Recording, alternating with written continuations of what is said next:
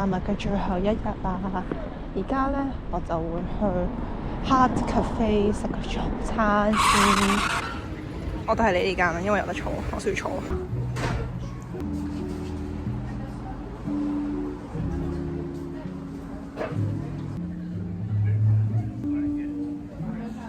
食完早餐咧，應該咧就會搭火車去 Sweden 因為佢只係隔咗一個火車嘅車程，我哋就可以去多個國家啦。喺嗰度翻去機場咧都近，我就覺得幾順路。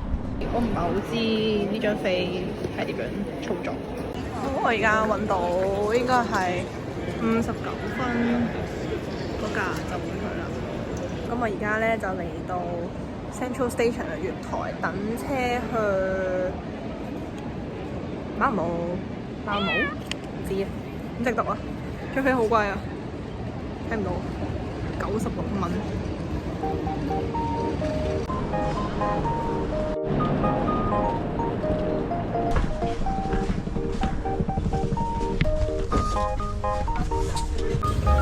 咁我哋就上咗車啦，大家分享下呢架 Copenhagen 同你講，啱啱我哋只係隔咗一個海。哇！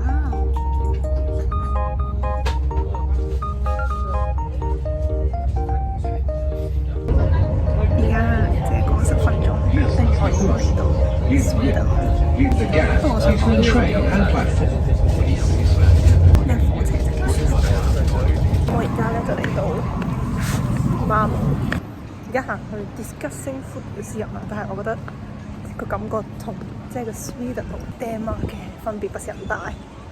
我仲揾咗一陣嗰個 museum 喺邊，原來佢喺呢度。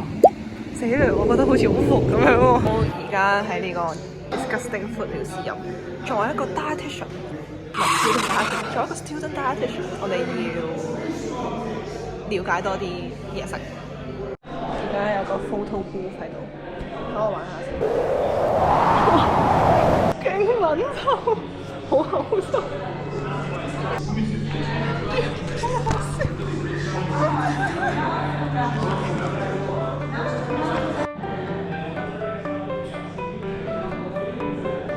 芽菜都有份食聲，片下，想食鹹仔料。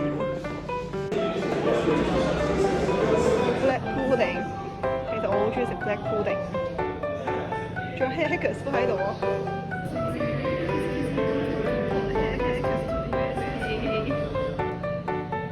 跟住我都幾中意。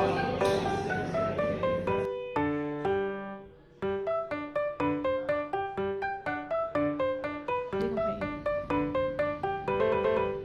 鵝肝、蠔油、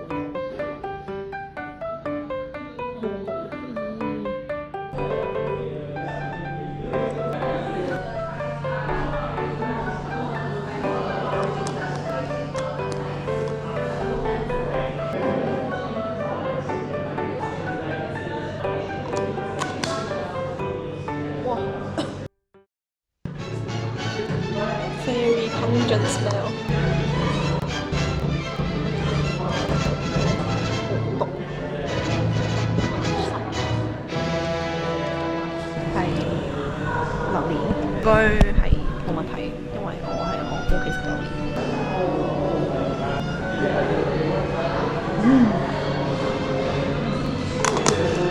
好聞，究竟我哋要聞臭豆腐？可能冇聞臭豆腐。發臭酸奶嗰啲味，like stinkier the tofu, better the taste。啱啱又食咗蟲，好酸啊！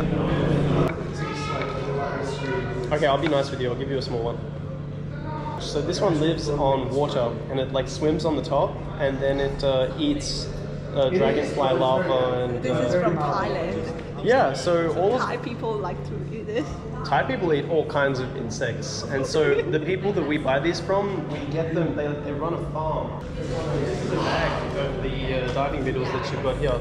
So what they do is they grow all kinds of insects, and then they boil them and dry them, and yeah, you crush it, like crush it. They can't move around if it's being crushed by your teeth. Yes, they grow all kinds of insects, and then they boil them and dry them and vacuum seal them in these plastic bags, and then we buy them in Sweden. You survived. Yeah, it tastes like Now we move on to the cheeses. snacks that I have eaten before. Oh, feeling. Yeah, but the taste It's a bit it's a hard similar. cheese, very That's soft. good. So you have a little bit more of that cheesy kind of like stuff. No, but it's when you are. You have a mixture of like German and French culture, so it's like very. So basically, I'll give you one sauce at a time, and this is the weakest, and then this is the strongest, so they get stronger as we go. And whenever you like, I'll give you some milk. So, but once you drink milk, Very strong you give up. So you finish your water, and then I'll take the cup and have it ready with milk for you, just in case.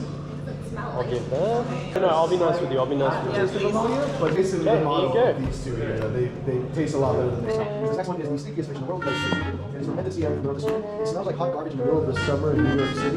Because I mean, who doesn't want to It get rises. with this fish, right? Like I'm sweating now. You would like to try the next one? Yeah, I think I can. You don't seem like you're dying, so yeah, we'll go until you start dying. Yeah. Normally the way it's in here is they go to flatbreads and there's onions and there's chops and milk. So some people do a little bit of sauce on it. It's like sausage. It comes after. And You're about to say it. You're about to know what. This one's fine. I don't know. People I wanted to try it, like probably It's like like really Noodle, sticking in. like way up You north. feel that part? One little burning It's kind of hard spot. to find year round. And you have to find That's it, like, because this around is made. August, Okay, so this September. first one, It kind of it's just sells made out. with the whole chili, but this one is made with chilies The people that like and it, with they really chili do like it, extracts. but, For everyone else, it kind of feels like you get punched in the face by Poseidon. It's like you have so much salt that it feels like you just got Bullseye. like Yeah. because it's yeah. not made with regular like. So you have sauerkraut, you know these things. No, this is something that. You would have eaten in a mouthful. Yeah, like for me, like I mean, I was a weird kid that liked to drink the. 咁啱啱咧就喺呢個 Disgusting Food Museum 出翻嚟，佢俾嗰個 tasting bar 其實幾有趣，個人都其實佢幾靚仔，哈哈，跟住，哦，呢個咪 Candy Crush 個 logo，唔通呢個係 Candy Crush 嘅總部？嘢啫，佢會有好多唔同嘅嘢食咁樣，喺度講佢哋嘅來源。即係總之關於啲嘢食啦，而家已經3點半，就嚟4點鐘，我係要去趕火車搭翻去機場嘅，比我想象中要行得要耐咯，所以就而家有少少趕，而家真係好緊張。好，印咗張 ticket 出嚟，呢個咪 ticket 嚟，6 minutes。啱啱咧玩完呢個 Disgusting Food Museum，我唔知自己係咪讀書讀新路啦。即係呢個 student dietitian 嗰個 exhibition 咧，就係有好多唔同嘅食物同埋嗰個食物嘅 origin 同埋一啲佢嘅 information 咁樣。咁 which 我覺得都幾有趣，一啲好核突嘅嘢食，或者人哋可能覺得好核突嘅嘢食，但係就係人嘅正常飲食 normal 嘅，即係可能啲人覺得可能皮蛋都核突，臭豆腐核突，但係呢個係其中一種飲食。我就覺得我哋要懷抱住一個好open-minded 嘅 minded 去看待每一款食物。我眼袋點解仲係咁勁嘅？即係我唔知點解係咪真係我讀上路，突然間令到我諗起一啲我都會有 reflection，我覺得幾得意嘅。而家咧就等緊車，點解佢仲未嚟嘅？53分喎，而家幾多點啊？係到喎。好啦，我去到機場再講啦。56分先嚟，激死我！真係瘋了！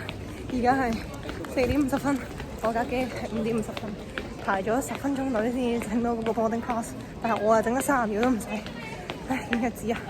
跟住而家 security check， 希望我唔會 miss 咗班機啦。其實依照我個人經驗咧，佢寫5點10分 boarding， 5點50分飛咧，佢通常5點50分咧先至 boarding嘅。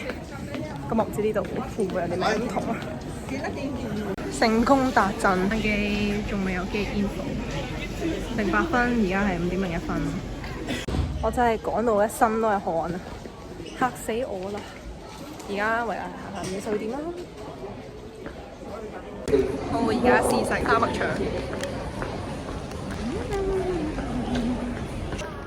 我買咗呢個熱狗啦，同埋雞串耶！幾經辛苦咧，我終於嚟到個機門口啦。而家啲 priority 入緊去，咁我食緊雞，好超，就係咁樣態度咯。